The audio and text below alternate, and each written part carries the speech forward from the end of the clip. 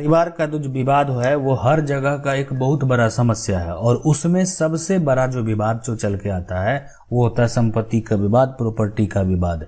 और ये विवाद कब उत्पन्न होता है उस बात को देखिए। मान लेते हैं एक पिता हैं और पिता के अगर 2 बेटे हैं, ठीक है, पिता हैं और पिता के अगर 2 बेटे हैं, ये 2 बेटे हैं, एक बेटे का नाम ए और दूसरे बेटे का नाम बी है, तो उस समय जो है पिता और वो ए और बी में उतना बड़ा विवाद शुरुआत दौर में जो है नहीं देखने को मिलता है। और ये जो है जहां भी विवाद उत्पन्न होते हैं, पारिवारिक विवाद की बात कर रहे हैं, वहां पे ए बी में शुरुआती दौर में उतना विवाद उत्पन्न नहीं होता। जब जनरेशन का गैप हो जाता है कि ए के भी बच्चे हो गए और बी के भी जो है 3-4 बच्चे हो गए, तो अब वहां पे जब जनरेशन गैप हो गया, ये लोग भी एक तरह से बालिग हो गए, ये सब भी बड़े हो गए, इनका भी परिवार हो गया, उसके बाद जो है पारिवारिक अगर आपका जो शुरू से चलता आया है वो सारा सिस्टम सही नहीं है। सिस्टम कहने का मतलब है कि अगर पहला पॉइंट को समझने की कोशिश आप करेंगे कि अगर ए के पास अकाउंट में पैसे हैं और बी के पास अकाउंट में पैसे हैं, ठीक है, तो आप समझ सकते हैं कि ए के अकाउंट के पैसे अगर कोई लेना चाहे तो कौन ले सकता है? ए ले सकता है। उनके बच्चे जो हैं, ठीक है, वो ले सकते हैं अगर ए नहीं है तो। अगर बी के अकाउंट में पैसे हैं तो बी जो है के बच्चे ले सकते हैं। अब बी के अकाउंट में पैसे हैं, वो ए के बच्चे ले सकते हैं क्या? इसीलिए नहीं ले सकते हैं कि जो अकाउंट खोला गया वो एक तरह से वो पर्सनल है, वो लीगल है, उसका राइट किसी दूसरे व्यक्ति को नहीं है, ठीक है। तो ये चीज है ना कि उसका राइट किसी दूसरे व्यक्ति को नहीं है। तो अगर ऐसा सिस्टम हो जाता कि ए और बी, मान लेते हैं कि ए और बी का ज्वाइंट अकाउंट होता। ज्वाइंट अकाउंट कहने का मतलब है कि ए और बी का साथ में अकाउंट है, बी ने ज्यादा पैसा कमाया, ए ने कम पैसा कमाया, लेकिन अकाउंट ज्वाइंट है, तो लेकिन जब ये डिवाइड होगा तो आप समझ सकते हैं ये इक्वल वे में होगा। अगर कोई निकालना चाहेगा तो ए का भी उतना जो जनरेशन है उसको भी उतना ही शेयर मिलेगा जितना बी के जो जनरेशन है उसको शेयर मिलेगा। तो अब ये समझने वाली बात है यहाँ पे कि पारिवारिक विवाद में, ठीक है, पारिवारिक विवाद जो उत्पन्न होने का कारण है वो होता है सही से पूर्वज के द्वारा या आने वाले समय में पिता के द्वारा, 2 भाई के द्वारा सही तरीके से बंटवारा ना होना। अब सही तरीके का बंटवारा किसको कहते हैं? आप ये सोच रहे होंगे कि क्या होता है सही तरीके का बंटवारा, क्या होता है? बंटवारा मतलब तो बंटवारा होता है नहीं, बिल्कुल सही तरीके का बंटवारा का मतलब ये होता है कि एक तो प्रॉपर्टी जितना है उसमें ए और बी का शेयर समान हो, ठीक है। दूसरा कुछ ऐसे प्रॉपर्टी हैं, और दूसरा जो बंटवारा आपका किया हुआ है वो एक तरह से लीगल तरीके से हो। लीगल तरीके कहने का मतलब है कि सरकार के द्वारा हर समय, ऐसा नहीं है आज से पहले, बहुत साल पहले भी उसके लिए नियम प्रक्रिया बनाया गया था। उस समय भी स्टाम्प ड्यूटी का नियम था, सारा नियम प्रक्रिया बना हुआ था, आप दस्तावेज तैयार करने का नियम प्रक्रिया था, और उस आधार पे उस प्रक्रिया को अगर आप फॉलो करते हुए आपका काम हुआ है तो सही है, आपके पास एक सबूत हो गया कि आप अभी फिलहाल वर्तमान जगह पे सही हैं, ठीक है। और दूसरा उसको जो है विवाद के दायरे में लाना चाहता है, तो वो अगर डॉक्यूमेंट आपके पास है तो। लेकिन अगर आपके पास कोई दस्तावेज नहीं है, आपका एक तरह से ऐसा बंटवारा तैयार हुआ है जो दिख रहा, मतलब आप समझ सकते हैं कि आपके पास कोई पुख्ता प्रूफ नहीं है, इसलिए कि आप ए और बी तो भाई थे, आपने बंटवारा तो कर लिया, लेकिन आपने अलग अलग बंटवारा करके अपनी जीवन जो जी रहे हैं, आप अलग अलग तरीके से अपने परिवार के साथ जी रहे हैं। लेकिन अगर आपकी किसी एक संपत्ति की वैल्यूएशन अचानक काफी बढ़ जाए, और जमीन प्रॉपर्टी की वैल्यूएशन कब कहाँ जो है बढ़ना हो जाता है ये संभव नहीं होता, तो अगर उस क्षेत्र में डेवलपमेंट का काम शुरू हुआ तो उसका वैल्यूएशन बढ़ जाएगा। अब वैल्यूएशन बढ़ने के बाद ये देखता है कि ऐसा तो नहीं है कि इस प्रॉपर्टी में तो हमको हिस्सा ही नहीं मिला, इसका तो वैल्यूएशन काफी बढ़ गया, क्या हम हिस्सा ले सकते हैं, है ना।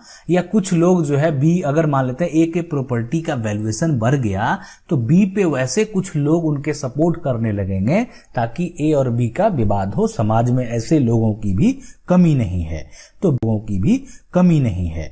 तो बी को जो है वो उसको आप समझ सकते हैं कि इस तरीके से माइंड को डाइवर्ट करेंगे कि बी के जो जनरेशन है वो विवाद खड़ा कर देंगे कि अरे ये तो मेरे भी पिता के नाम से संपत्ति है, इसलिए कि संपत्ति पे पूरा जो नाम है वो ए बी दोनों का है। तो क्या ए के बी ठीक है ए के दखल में है, लेकिन क्या उस पे बी के बच्चे फाइट नहीं कर सकते? क्या बी के बच्चे उसको बेच नहीं कर सकते? तो बिल्कुल बेच सकते हैं। ठीक है, तो इसीलिए हम आपके लिए आज जो ये पॉइंट लाए हैं, समझने वाली बात है कि पारिवारिक विवाद में अगर कोई फिर से बंटवारा करना चाहता है तो क्या सब कानूनी उपाय है। देखिए, अगर आप चाहते हैं फिर से बंटवारा करना और आपका बंटवारा का कोई एक तरह से रियल डॉक्यूमेंट नहीं है परिवार में, तो आप फिर से कर सकते हैं, फिर से आप वो डॉक्यूमेंट तैयार कर सकते हैं। एक होता है कि चलो परिवार में समझौता है, कोई लड़ाई झगड़े वाली बात नहीं है, तो कोई दिक्कत नहीं है। लेकिन अगर ऐसा हो सकता है कि परिवार में कोई समझौता नहीं है, तो कोई जो है समझने और एक जगह बैठने और सुनने और बंटवारा करने ये सब को तो तैयार ही नहीं है, तो लेकिन उसके लिए भी कानून में उपाय है। ऐसा नहीं कि कानून में आपके लिए उपाय नहीं बना हुआ है। दूसरा जो सवाल पे बात करेंगे वो अगर आप 40-50 साल पहले बंटवारा हुआ, ठीक है, आपके दादाजी के समय से हुआ, आप उसी को फॉलो करते आए हैं, तो क्या उसको तोड़ा जा सकता है? ये भी बात यहाँ पे समझने वाली बात है। सबसे पहले पॉइंट पे बात करेंगे। देखिए, परिवार विवाद में अगर कोई फिर से बंटवारा करना चाहता है तो उसके लिए आपको क्या करना पड़ेगा वो देखिए। सबसे पहले जो व्यक्ति हैं, मान लेते हैं कि यहाँ पे पिता हैं, ठीक है, एक बार इसको हटाते हैं, फिर से हम आपको डायग्राम से समझा देते हैं ताकि आपको अच्छे से क्लियर हो जाए कि पिता हैं और उनके अगर दो बेटे हैं ए और बी, ए बी की संपत्ति जो है वो साथ में जो है बंटवारा हुआ ए और बी के द्वारा और वही चलता आया। लेकिन अब यहाँ पे कहानी ऐसा नहीं है, अभी यहाँ पे जो है ये कहानी बढ़ गया पूरा।